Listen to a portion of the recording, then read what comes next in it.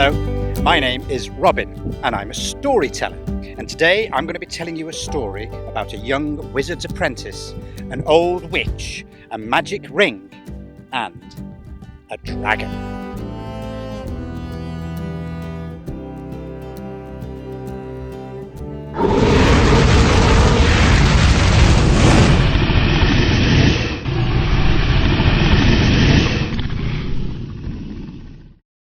A very long time ago, shortly after the Romans had left Britain, there they go, on their boats, a terrible dragon came out of the north and laid waste to large parts of the country.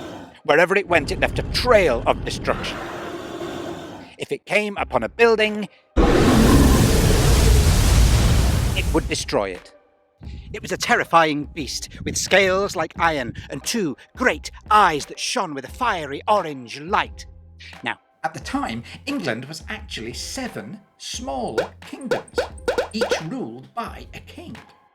and they all offered a rich reward to anyone who could destroy the dragon, either by force or enchantment. Many heroes tried, all of them died.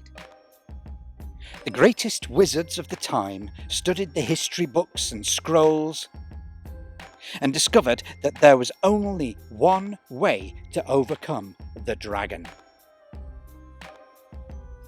The dragon could only be destroyed by one who wore King Solomon's magic ring. If you don't know who King Solomon was, King Solomon, there he is, ruled the Kingdom of Israel from 970 to 931 BCE. He was considered a wise and benevolent king. But there was a problem. No one knew where the ring might be. It had been lost for many, many years. So the greatest and wisest wizard of the age set himself the task of finding the fabled ring. Meanwhile, the dragon had worked its way down through Scotland and into Northumbria, or Northumberland, laying waste to town and village alike.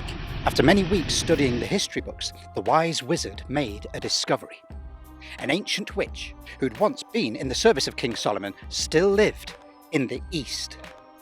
And the history books told that she'd once asked King Solomon for 3 drops of his blood. 1, 2, 3. Now, she claimed that she wanted to protect him from evil charms, but actually she wanted to have total control over the king and rule the kingdom in his stead. And when King Solomon discovered this, he banished her from his country, but not before the witch stole the magic ring. Now, this had all happened many, many years ago, but witches and wizards live for a very long time. If this ancient witch still lives after all this time, then she may still have the ring. The old wizard thought. Someone must go and find this magic ring and save all of Britain.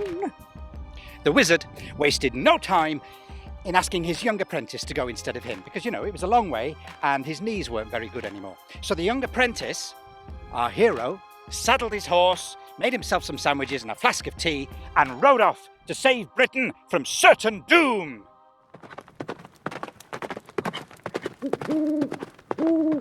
Away he galloped for a day, for a year and a day. One moonlit night, while riding through a wood, he found a crystal clear stream. He and his horse drank deeply, for they were both very thirsty. As he drank, all the weariness of the long journey vanished. He felt younger, stronger, more alive. He took another drink, and the same feeling washed over him, that of feeling younger, stronger, more alive. He was about to drink for a 3rd time when he heard singing. Someone was coming. He led his horse behind a tree to hide. Between the trees walked a young lady. The young man had never seen anyone more beautiful. The girl stopped at the spring and drank from the crystal clear water. Then, drying her mouth on her long black hair, she looked up, straight into the eyes of the watching apprentice. "Forgive me, I didn't mean to spy." "Are you lost?" asked the lady. Now, he could have said, No, I'm not lost. I'm actually on a quest You see, I need to find this ancient witch that stole King Solomon's ring, and then I need to use that magic ring to defeat the evil dragon of the north. For some reason, the young man didn't want to tell her about his quest. So he said, "Yeah, I'm lost." "Then come and stay at my place," said the lady, beckoning him to follow. He felt he had no choice. The young lady's house was actually a massive castle, with turrets and spires that glittered in the moonlight as if they were made of gold and silver. There was a very good reason for this. The castle was made of gold and silver. Hundreds of candles lit the magnificent rooms like the brightest day. In the ornate dining room, they ate a great feast together before the young man was shown to his room, which contained a silken bed and down cushions. It was the first time he'd slept in a bed for many weeks. At breakfast the next morning, bacon and eggs, the young lady said, "Would you like to marry me and live with me always?" Well, the young man nearly spat out his scrambled eggs. It was a bit sudden. But he was tempted. I mean, she was obviously loaded, and he'd been travelling for so long, settling down seemed like quite a good idea. But then he remembered all the people back home and the suffering they must be going through. And also, there was something not quite right about this young lady. "Can I give you my answer in a couple of days?" he asked. The lady thought this a reasonable request, and in the meantime she showed him around her castle. And each room he entered was more magnificent and more ornate than the last, all apart from the last room on the tour, which was a plain stone room. It seemed like it was the oldest room in the castle. In the room was a plain wooden table, and on the table was a little wooden box. Pointing to the box, the lady said, "This is my greatest treasure." She opened the box. Inside was a gold ring. "Well, I haven't got anything to give to you in return," said the young man. "Oh, that's all right," said the young woman. "Oh, I know what you can give me." "What's that?" said the young man. "You can give me 3 drops of your blood." And a cold shudder went through the apprentice. 3 drops of blood? Was this the ancient witch that he'd been searching for all this time? Was this ring on the table King Solomon's magic ring? But if this was the witch, then she must be many hundreds of years old. Why did she look so young? He remembered how he'd felt after drinking from the spring. He'd felt younger, stronger, more alive. Perhaps if someone drank from the stream often enough, say every night, then they could remain youthful forever. Keep calm, he said to himself. Act natural. It's a lovely ring, he said. "Oh, yes," said the young woman. "It must be very special," he said. "Oh, you have no idea," said the young woman, picking up the ring. "If you put the ring under your little finger, you can fly like a bird. If you wear it on your 4th finger, you become invisible. On your middle finger, neither fire nor water can ever harm you. On your 4th finger, you can build anything you wish. If you squeeze it onto your thumb, you become so strong you could break down rocks and walls.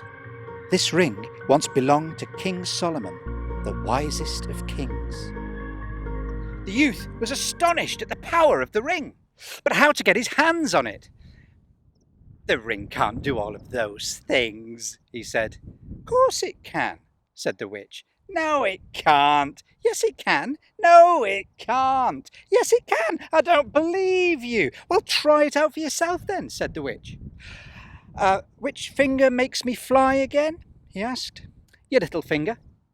As soon as the apprentice put the ring onto his little finger, he felt the power surge through his body. And he soared around the room, through a window and away. The witch waited patiently for him to return, but of course he never came back. She'd been tricked. The ring had been stolen from her, just as she, many centuries before, had stolen it herself. No! The young man flew like the wind back west to the home of his master, the wise old wizard, who was overjoyed to see him safe and sound. Together, the wise old wizard and his apprentice discussed the best way to use the magic ring to destroy the dragon, which, even now, was ravaging through Yorkshire. They came up with a plan and set to work.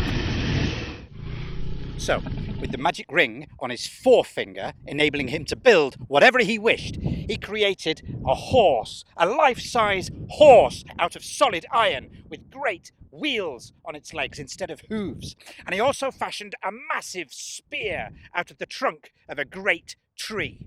And then with a wave, he left to find the dragon of the north. The dragon wasn't hard to find. You just had to follow the destruction, ruin, and smoke.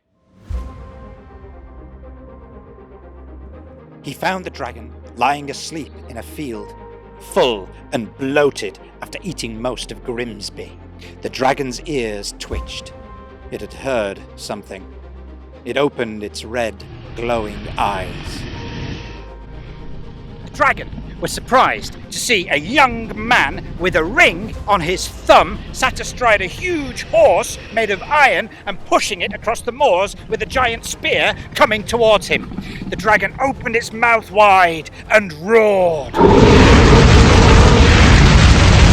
The young man quivered in his boots, but he still came closer and closer and closer, and the dragon prepared to snap his mighty jaws shut on the young man. But just at the last instant, he lifted the mighty spear and drove the pointy end straight through the dragon's lower jaw.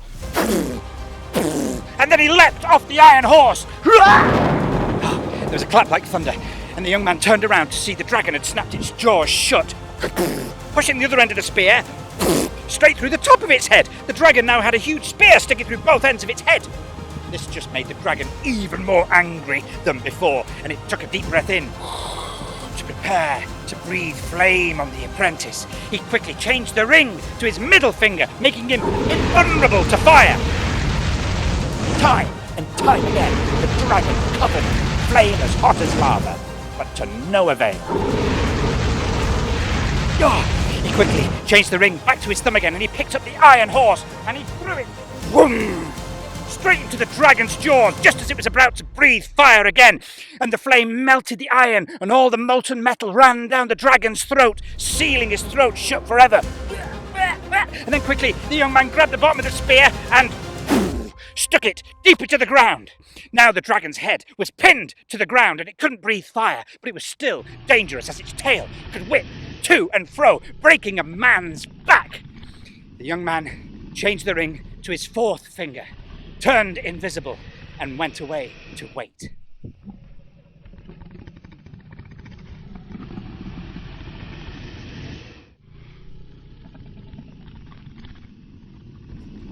For 3 days and nights the dragon thrashed and writhed till it eventually grew so tired it slumped to the ground, exhausted.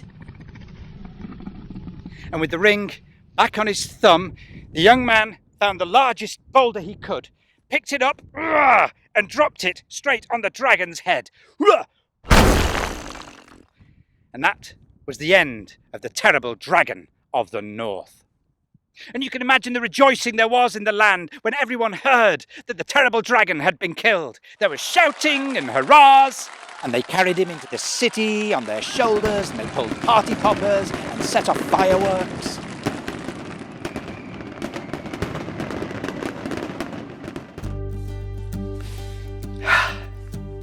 The king was very pleased, and to cut a long story short, the young man fell in love with the king's daughter. And luckily the princess fell in love with him too, so they both got married to each other. And when the old king died, they ruled as king and queen for many happy years. The magic ring was never used again, and its whereabouts remain a mystery to this very day.